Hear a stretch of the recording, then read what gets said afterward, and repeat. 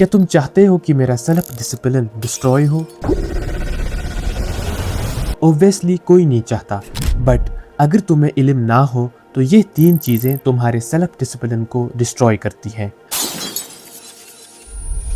Number 1, change everything at once, यानी कि एक ही बार में सब कुछ बदलने की कोशिश करना, जैसे कि learning routine, sleep, wake up, dreams, daily life activities, thinking, decisions etcetera. देखो, एक ही बार में सब कुछ बदला नहीं जा सकता।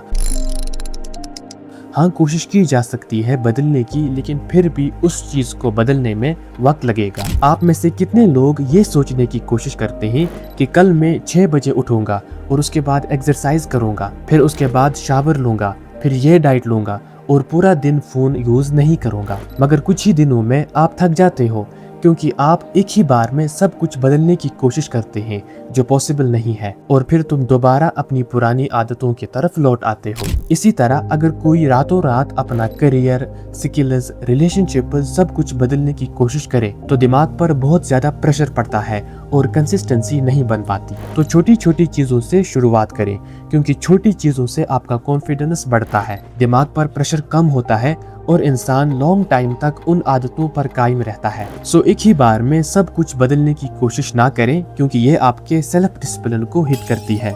Number 2, no clear mission.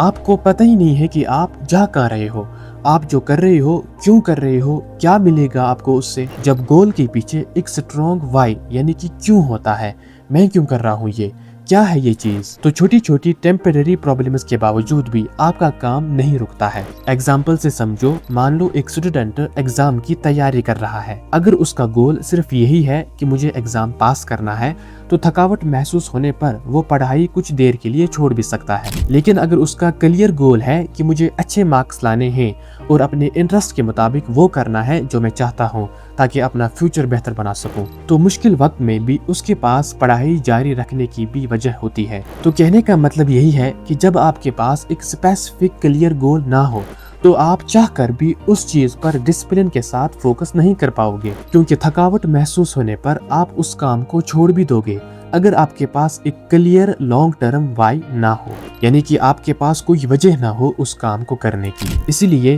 काम में मकसद का होना बहुत ज्यादा जरूरी है, ताकि जब आप थक भी जाओगे तब भी आपके पास वजह होगी आगे बढ़ने की। वरना डिसिप्लिन सिर्फ विल पावर का बोझ बन जाता है जो लंबा नहीं चलता।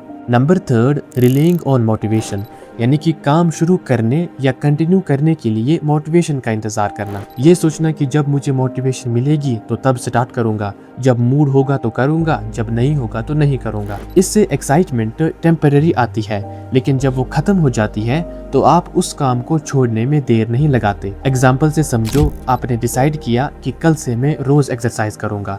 पहले कुछ दिनों तक आपके अंदर बहुत ज्यादा मोटिवेशन होती है, आप कंटिन्यू करते हैं। फिर एक दिन आप सोचते हैं कि आज रहने दो, कल करूंगा, तो धीरे धीरे आपका रूटीन ही खत्म हो जाता है, क्योंकि इससे आपका मोटिवेशन ही खत्म हो जाता है। फिर आप दोबारा मोटिवेशन का इंतजार करते हैं और रिजल्ट ये निकलता है कि आप उस काम को लॉन्ग टर्म तक कंटिन्यू नहीं कर पाते, और जहां डिसिप्लिन भी दूर दूर तक नजर नहीं आता। तो मोटिवेशन का इंतजार मत करो, डिसिप्लिन के साथ काम करो, आहिस्ता करो, छोटे छोटे ब्रेक्स भी लिया करो बीच में, मगर करो, मूड ना होने पर भी करो, तभी आप उस काम को लॉन्ग टाइम तक कंटिन्यू कर पाओगे। तो आई होप कि ये वीडियो आपको पसंद आई होगी। आपसे मुलाकात होती है अगली वीडियो में। Thank you, all the best.